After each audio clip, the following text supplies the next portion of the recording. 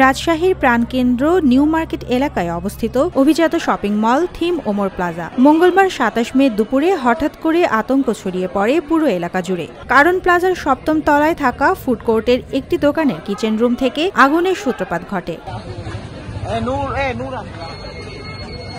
প্রত্যক্ষদর্শীরা জানিয়েছেন, ফুড কোর্টের দোকানগুলোর কিচেন রুমে অস্বাস্থ্যকর ও এলোমেলো ব্যবস্থাপনা আগেই চোখে পড়েছে, আর সেখান থেকেই এই অগ্নিকাণ্ডের সূত্রপাত বলে সন্দেহ করা হচ্ছে। আগুনে আহত হন অন্তত ২ জন, যাদের তাৎক্ষণিকভাবে উদ্ধার করে হাসপাতালে পাঠানো হয়।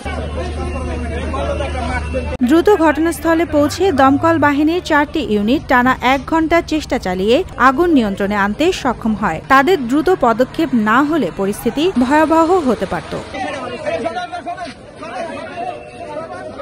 তবে খবর সংগ্রহ করতে গিয়ে বাধার মুখে পড়েন সাংবাদিকরা। অভিযোগ উঠেছে, অ্যারোস্পুন নামের একটি ফুড কোর্টের দোকানের মালিক সংবাদকর্মীদের সঙ্গে দুর্ব্যবহার ও গালিগালাজ করেছেন, যা অপ্রত্যাশিত এবং দুঃখজনক।